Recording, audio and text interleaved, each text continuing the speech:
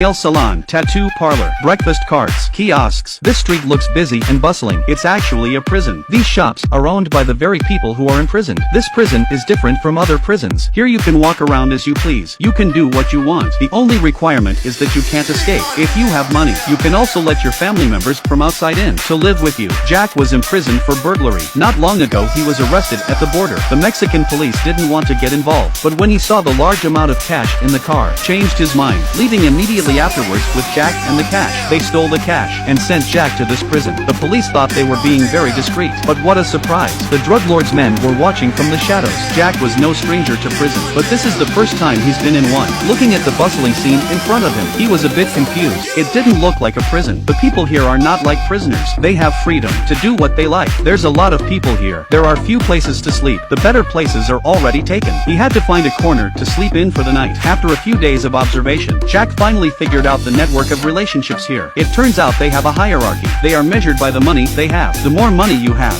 the higher your status, and the better the living conditions. If not, you have to work to earn your keep. The highest leader here is not the warden. It's this man in a bathrobe smoking a cigar. Everything is taken care of by Smith's two brothers. Mike is in charge of security. With everything figured out, Jack knew that if he was to survive, he had to have money. So he hit a man who was using the toilet. He took his money and his watch and hid the gun on the toilet ceiling, experiencing the life of a rich man. So Jack planned to do something big the next day. But when he woke up, he was assigned to pick up trash, and a tube of blood was inexplicably taken from him. Jack wanted to find out what was going on, so he used the rest of his money to buy a day of freedom. He planned to get the money first. After all, money is good for business. After looking around for a long time, he found a big fat piece of meat next door to the breakfast place. So he went up and took the oil bottle. He went around the shop and poured the oil. He poured more oil along the road. Then he set fire to the breakfast room while everyone else was putting out the fire. Jack took the money jar in the confusion, but all this was seen by a child. He threatened to give Jack his half, or he would tell on him. Jack didn't care to make a deal with a little boy, but the little boy says he's so special that even Mike, the buyer, has to take care of him. Jack didn't take it seriously, but the next day, he found out that the little boy was no ordinary person.